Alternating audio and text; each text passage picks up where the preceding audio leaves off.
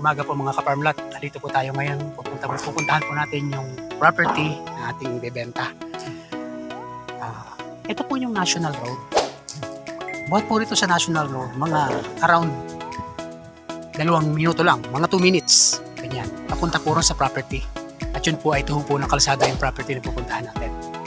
So tara po, puntahan po natin yung area kung saan natin bebenta. So ayan mga ka-farmlot. Andito na po tayo sa property. Napakaganda po ng lugar. Bukod sa malapit po ito sa town proper ng Calauag. Kita nyo naman po. 100% flat. Ito po ay may sukat na 10 hectares mahigit. So yung 1 hektarya naibigay na po doon sa mga tenant. Ayos na po ang papel nito. Naihiwalay na po yun. So ngayon, ito pong natitira, ito na po. Nakikita niyo po siya. Ang frontage po nito, almost 300 meters. Kaya malaki po ang pwedeng makuha ng mga mag-aabil. Ito po ay pwedeng bumili ng 1 hectare. Yan. Kita niyo naman po kung gaano kaganda na po.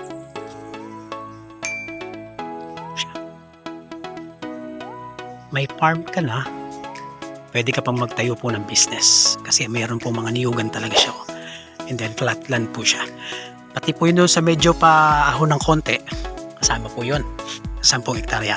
At kita nyo po, punong-puno ng niyog lahat, kaya ang lahat po makakapag-abil dito ay hindi mawawala ng tanim na niyog. Dito po sa left side, so yan po ang binibentang 10 hektarya na sinusubdivide.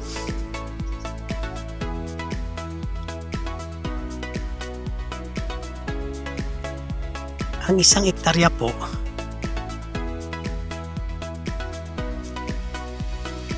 napakamura na po nito mga ka-farmlot.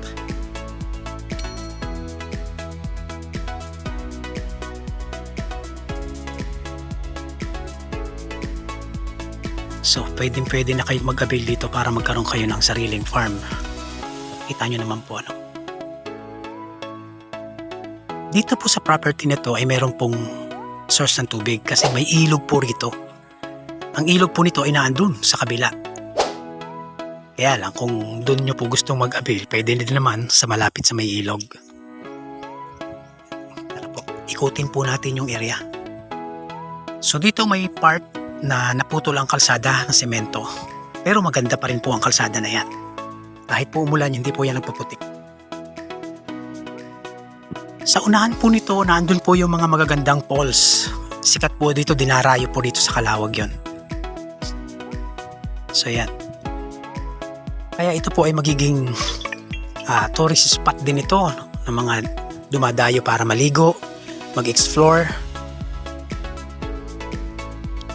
Ang kuryente naman po, walang problema. Andito ang source mismo. Ayan po, nakikita nyo po maraming mga wire siya. May poste po dyan nasa tabi ng kalsada. At nakita nyo naman yung video natin kanina buhat doon sa National Road. Almost lang, 1 minute lang. Mahigit. Wala pang 2 minuto nung tinakbo natin ng motor. So ayan. Tingnan po natin mga ka-farmlot yung ilog. So ayan, papunta na po tayo ngayon. Dito na po yung ilog na ating sinasabi. Hindi naman po siya malaki. Buhay na sapa na creek. Ito po, sagana po rito sa tubig, kaya rito maraming falls dun sa unahan parte. So ayan po ang buhay na ilog. Ayan, yan po ay gumilid dito sa property boundary. Sorry, hindi pa pala, nasa loob po pala ng property ito, itong ilog na ito. Ayan, nakita nyo naman po.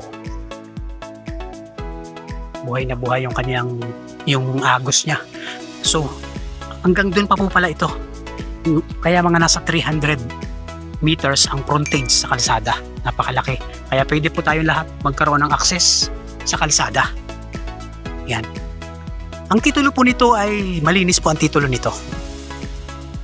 Bagamat sila po ay mga magkakapatid na may-ari, yun po ang nasa titulo, wala na po problema sa mga papel.